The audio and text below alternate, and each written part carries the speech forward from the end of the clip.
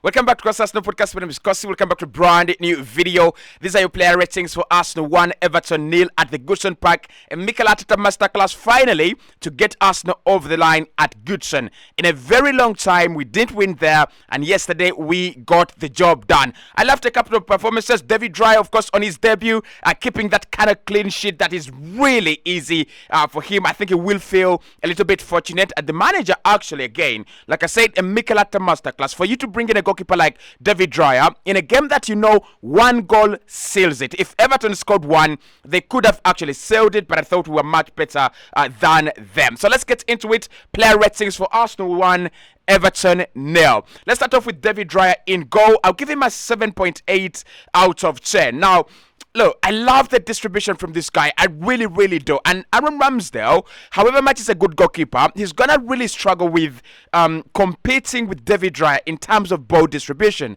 So what we saw yesterday was Everton trying to block the passing lanes in midfield. They're trying to make sure you don't build up from the back. They're trying to make sure that Arsenal do not have that, comfortable carrying of the ball, that comfortable passage of the ball in midfield. And David Raya was always going to be a very key player. Those balls into Saka, those balls into TROSSARD and Gabriel Martinelli. That is one of the reasons why we received as many corners in that game as we did. Because the reason is easy.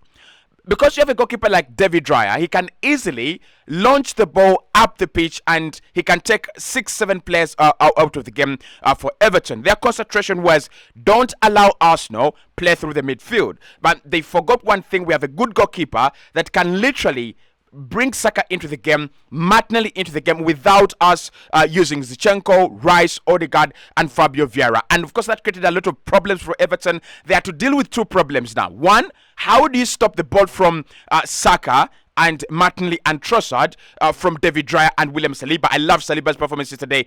He was playing that ball a lot of the time. And then number two, when they tried to stop that, the spaces in the midfield opened up. And you saw Fabio Vieira was ecstatic. You saw Odegaard was very, very good as well.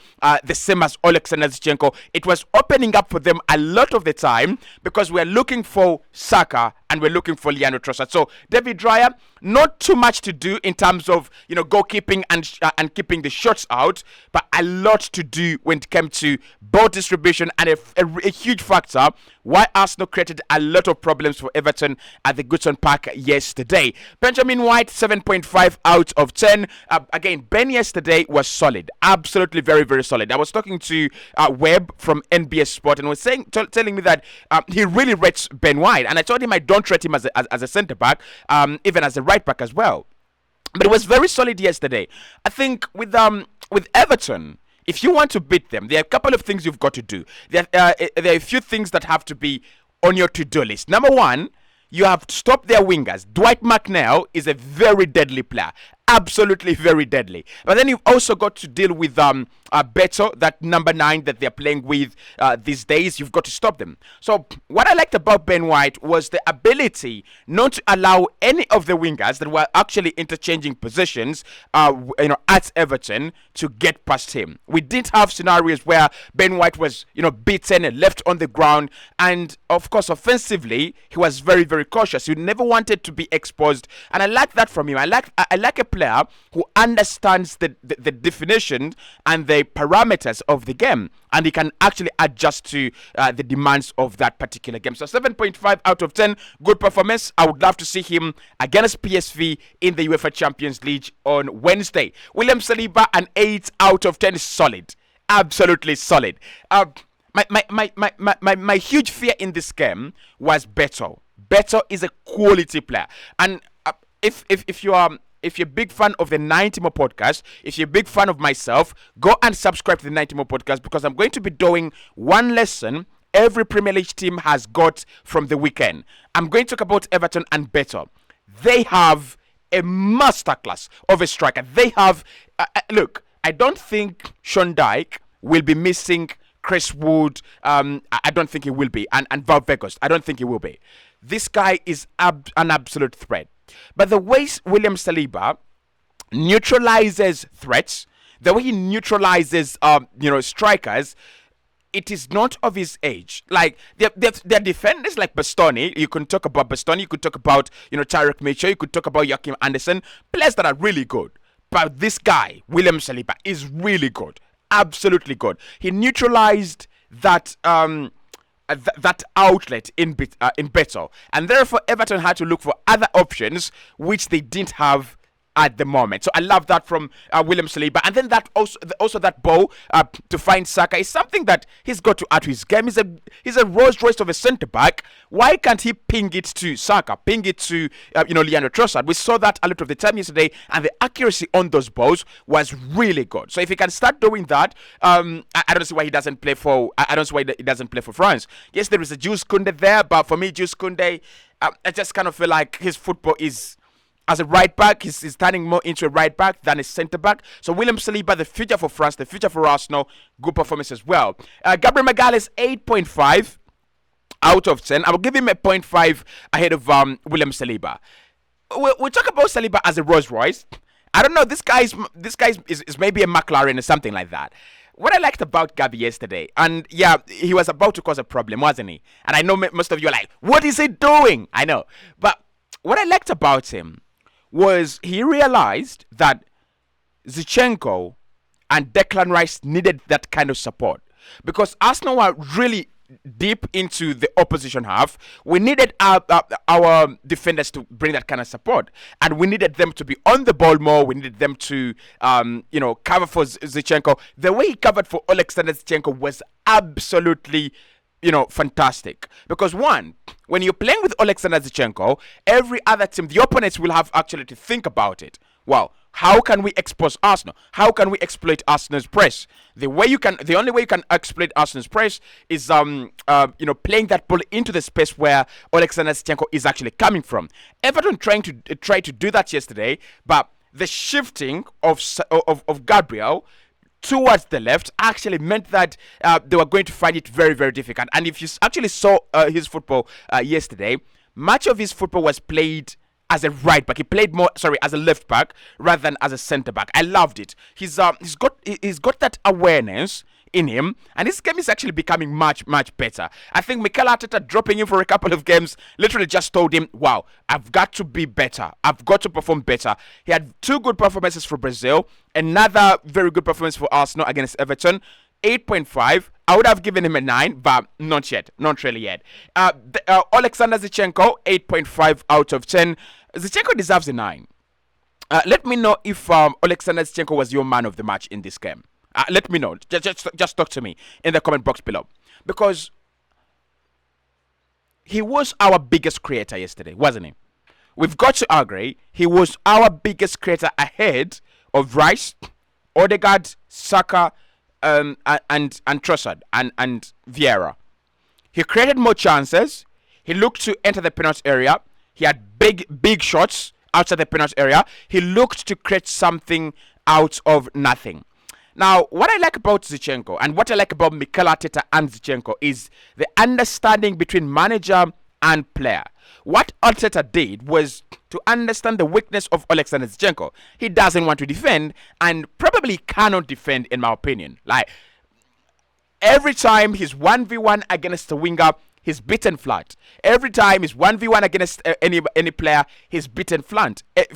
Everyone will fancy it against Alexander Zinchenko. So what Mikel has done is to play him alongside Rice, but him being the most advanced player on the pitch rather than Declan Rice. And that what that actually allows, it allows space and time for Declan Rice to cover for Alexander Zinchenko, but then also other players like Gabriel Magalhães to shift across and cover for Alexander Zinchenko.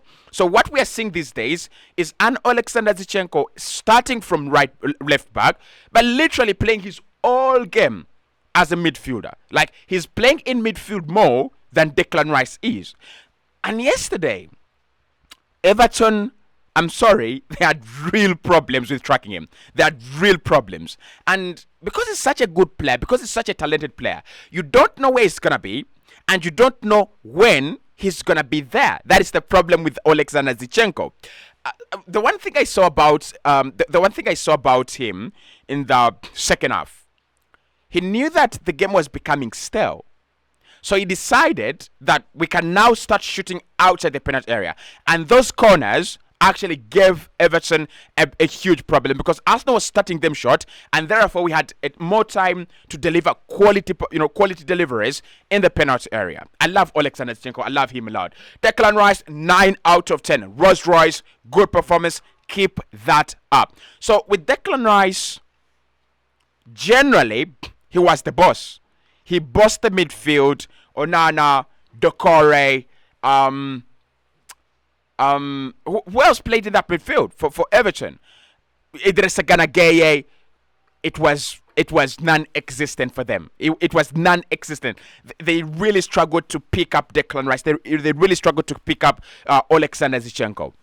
But this is the difference between Declan Rice and Partey. Last season, when we played with Thomas Partey in that game at the Goodson Park, Arsenal struggled. And the reason why we struggled is Thomas Partey does not have the ability to dribble and carry the ball the way Declan Rice does it. So defensively, I think Partey and Declan Rice would have done the same job. But why Everton struggled is Declan Rice has got the ability to dribble and take players out of the game, and that was key yesterday. That was very important yesterday. You could see that Odegaard was receiving the ball in deeper areas, but also Fabio Vieira was getting the ball in very, very deep areas of the pitch. So Rice yesterday, my man of the match, 9 out of 10. If it's not for him, for me, we don't win that game. Yes, we score, but we concede, right? But it's the reason why we don't concede a goal, and it's the reason why Arsenal progressively kept the pressure and kept the momentum ongoing and ongoing. Even when we scored the goal, it was not enough. We wanted a second, and we nearly got our second. Fabio Vieira, 7.5 out of 10. Martin Odegaard, 7.5 out of 10 as well. The partnership between the two is working.